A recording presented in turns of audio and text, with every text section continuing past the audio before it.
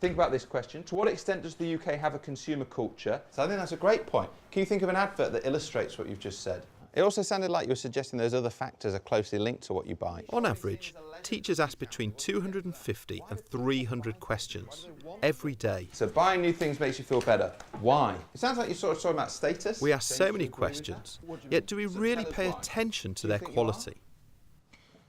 That was a rhetorical question. Like a lot of the questions we ask, we're not really listening for an answer. Effective questioning means paying attention. It's not enough just to ask more questions. In the founding books of Western philosophy, Plato's Dialogues, the philosopher Socrates spends much of his time interrogating the thinking of his peers. He does this by questioning them, their thoughts, their beliefs, and their actions. In the dialogues, we find all the evidence we need that great questioning is an integral part of great learning and great teaching. Socrates doesn't let people get off the hook.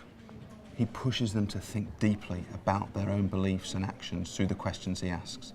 He grabs hold of ideas, grabs hold of people's actions, and makes them think differently through the questions. Subsequent writers have suggested Socrates asked 4 types of questions: gadfly, stingray, midwife, and ignoramus. We can use these questioning styles to drastically improve the quality of our own questioning. Gadflies are those little flies that nip away at large animals on the savannah. A swish of the tail and they're gone, only to reappear again a couple of minutes later. Gadfly questions are just like this, nipping away at students' thinking. Why is it satisfying? Do you think you are? What do you mean? Okay, so why aren't you further over there then?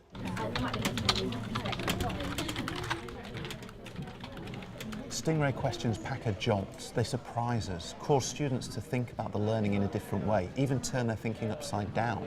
It's like a jolt of electricity running through the class. How many ads do you reckon you see in a day, Jess? Oh God, a lot. Like too many. Too many. And you think about the extent to which advertising permeates our lives. Who here has ever gone shopping just for leisure?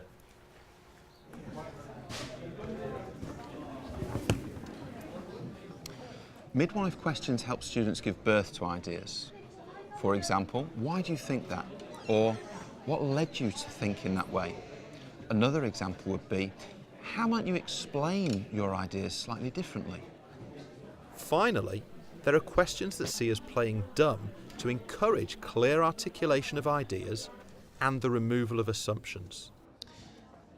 Questions like, what do you mean by that?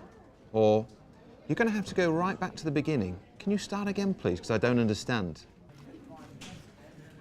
These are, of course, ignoramus questions.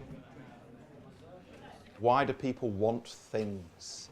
Why do they want things? And there's more than one answer there, so see if you can come up with a few different answers. You can use a mixture of question types or focus on 1 or 2, depending on the nature of your lesson. Over time, you can also train your students to use those question types themselves. I'm now going to leave you with a problem, another kind of question. We've thought about how to effectively question students in the classroom, but how do we best elicit responses from students? Why don't you share with us the best technique that you've used? Tell us what you think.